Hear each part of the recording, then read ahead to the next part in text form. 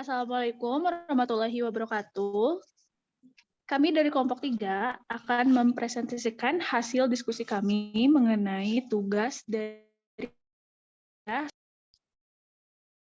sebelumnya.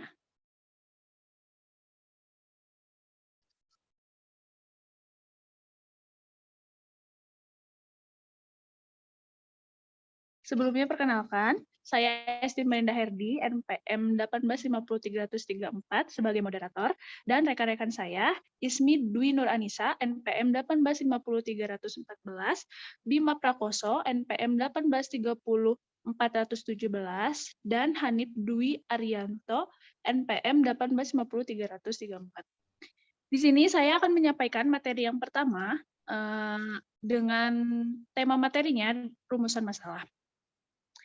Rumusan masalah yang diangkat dalam presentasi kali ini yaitu, adakah pengaruh pendidikan gizi tentang sayur terhadap pengetahuan sikap dan porsi konsumsi sayur anak di SD Negeri 105349 Paluh Kemiri.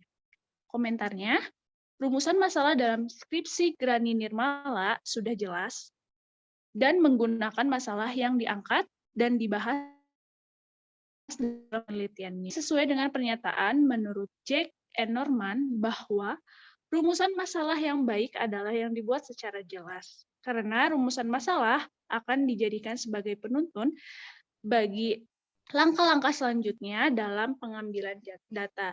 Jadi di dalam suatu penelitian rumusan masalah itu sangat penting dan nanti akan dijawab setelah kita melaksanakan penelitian yang sudah kita laksanakan. Selanjutnya materi akan disampaikan oleh Saudara Hanif. Yang selanjutnya yaitu ada tujuan penelitian. Pada skripsi tersebut tujuan penelitiannya yaitu untuk mengetahui pengaruh pendidikan gizi tentang sayur terhadap pengetahuan, sikap, dan porsi konsumsi sayur anak di SD Negeri 105.349 Paluh Kemiri. Komentarnya yaitu, pada tujuan penelitian skripsi tersebut, ini sudah mengarah kepada apa yang ingin diketahui oleh peneliti dari permasalahan yang muncul. Kemudian, materi yang kedua yaitu hipotesis penelitian. Yang pertama ada pengaruh pendidikan gizi tentang sayur terhadap pengetahuan anak di SD Negeri 10539.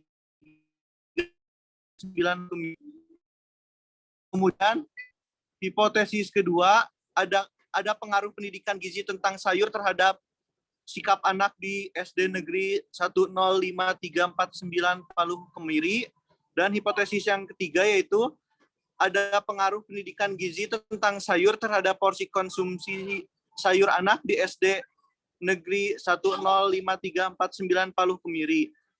Komentar dari hipotesis penelitian tersebut yaitu, hipotesis adalah pernyataan dugaan hubungan antara dua variabel atau lebih. Hipotesis selalu mengambil bentuk kalimat pernyataan secara umum maupun khusus dan menghubungkan variabel yang satu dengan variabel yang lainnya. Sekian materi dari saya kembalikan ke moderator.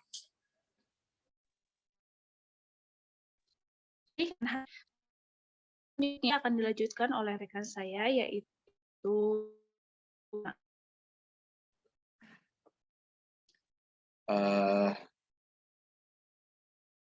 Ya, terima kasih Saudari Esti. Selanjutnya saya akan menjelaskan tentang teknik analisis data. Yang A itu ada analisis univariat. Analisis univariat dilakukan untuk menggambarkan karakteristik setiap variabel secara deskriptif. Yang B ada analisis bivariat. Analisis bivariat dilakukan untuk mengetahui pengaruh pendidikan gizi tentang sayur terhadap pengetahuan, sikap, dan porsi konsumsi sayur anak di SD Negeri 105.349 Paluh Kemiri menggunakan uji statistik parity test karena data berdistribusi normal dengan kesimpulan jika nilai P itu lebih kecil dari 0,05 maka HA diterima Artinya ada pengaruh pendidikan gizi tentang sayur terhadap pengetahuan. Sikap dan porsi konsumsi sayur anak di SD Negeri 105349 Palu Kemiri. Komentarnya berdasarkan data yang terkumpul dan dianalisis, uji yang digunakan sudah sesuai dengan apa yang ingin diketahui oleh penulis dan dapat menunjukkan hipotesis peneliti benar atau tidak.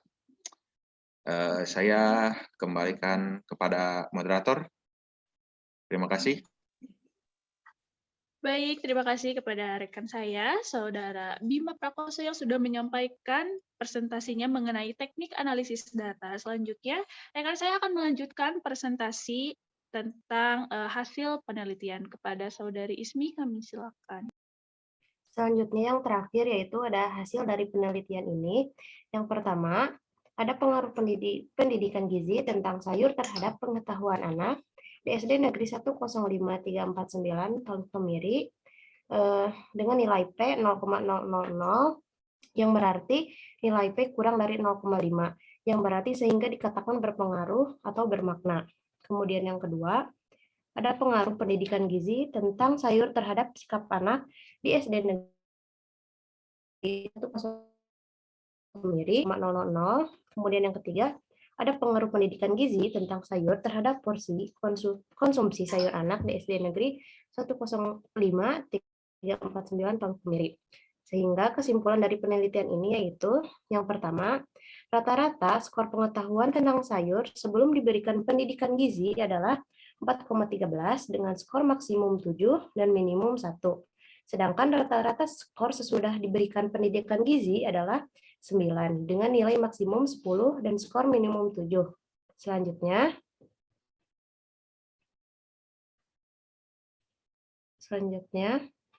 yang kedua, rata-rata skor sikap tentang sayur sebelum diberikan pendidikan gizi adalah 30,11 dengan skor maksimum 34 dan minimum 24. Sedangkan rata-rata skor sesudah diberikan pendidikan gizi adalah 33,45 dengan skor maksimum 39 dan minimum 27. Kesimpulan yang ketiga, rata-rata konsumsi sayur dalam gram per hari sebelum diberikan pendidikan gizi adalah 67,9 gram. Minimum 20 gram. Perhatikan pendidikan gizi 7 gram dengan konsumsi maksimal dan pengaruh pendidikan gizi pengetahuan anak di SD Negeri 09 Kemiri. Selanjutnya, ada pengaruh pendidikan gizi tentang sayur terhadap sikap anak di SD Negeri 10549 Palu Kemiri. Yang terakhir, kesimpulan yang terakhir yaitu adanya pengaruh pendidikan gizi tentang sayur terhadap porsi konsumsi sayur anak di SD Negeri 105349 Palu Kemiri. Sekian materi yang dapat saya sampaikan, saya kembalikan kepada moderator.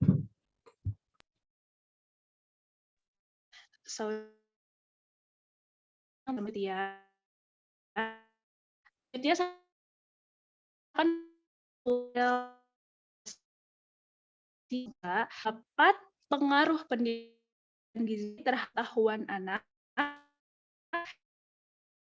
534 Palu Kemiri. Terima kasih